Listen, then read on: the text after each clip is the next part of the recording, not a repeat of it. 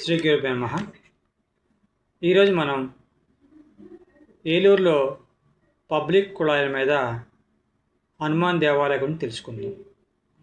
ముందు ఈ వీడియో చూడండి, తర్వాత వాడి గురించి మనం తెలుసుకుందాం.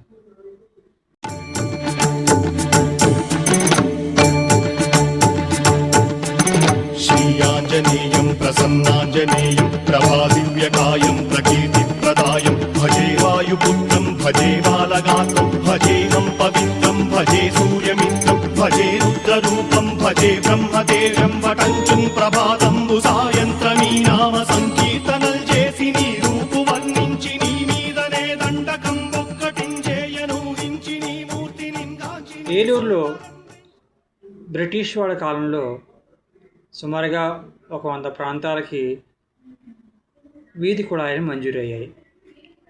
ఆ మంజూరైనప్పుడు వాళ్ళు సిమెంట్ దిమ్ములు లాంటి కానీ ఇవి ఉండేవి కావు, మామూలుగా ట్యాప్స్ ఉండేవి అంతే.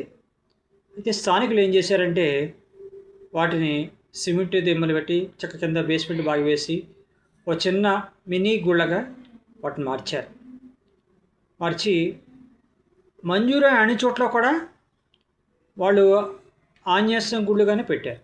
ఆంజనేయస్వామి విగ్రహం ప్రతిష్ఠించాం, చక్కగా దీపారాయణ చేయడానికి లోపల అనువుగా చక్కగా టైల్స్ వేసి చిన్న గంట అలా పెట్టి చేసేవారు. పొద్దున సాయంత్రం కూడా స్థానికులు ఎవరైతే ఉన్నారో వాళ్ళు అక్కడ దీపారాయణ చేసేవారు.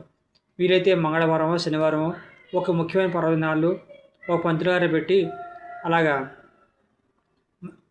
స్వామివారి పూజలు చేయించేవారు.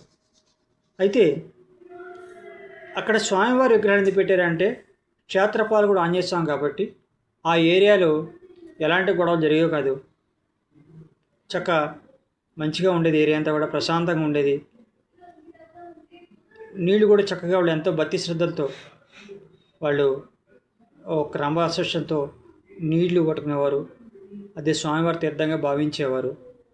చక్కగా ఈ ఆలయాలు లేని చోట పబ్లిక్ టాయిలెట్ కూడా ఉండేవి, కానీ అక్కడంతా గొడవలుగా ఉండి ముందు నేను వంతేసానంటే నేను వంతేసాను అలా ఉండేది. కానీ ఇక్కడ మాత్రం అలా ఉండేది కాదు, చాలా ఒక క్రమపద్ధతిలో క్రమశిక్షణగా ఉండేది. అలాగా కాలం గడుస్తున్న కొద్దీ ఏమైందంటే పబ్లిక్ ట్యాప్లు అంతరించిపోయాయి, వాటి ప్లేస్లో గుళ్ళు మాత్రం మిగిలినాయి. ఇప్పుడు మీరు చూశారు కదా, ఆ గుళ్ళన్నీ కూడా ఒకప్పుడు వాటి కింద ఈ ట్యాప్స్ ఉండేవి, పబ్లిక్ ట్యాప్లు ఉండేవి. ఇప్పుడు ఆ ట్యాపులు లేవు, ఆ గుళ్ళు మాత్రం ఉన్నాయి. ఈ రాష్ట్రంలో మరి ఎక్కడ కూడా ఇలాగ పబ్లిక్ కుళాయిల మీద ఆంజనేయ స్వామి విగ్రహాలు ఉన్న గుళ్ళు ఉండటం అనేది ఎక్కడ, ఇది ఏలూరులోనే అలా ఉంది. కాబట్టి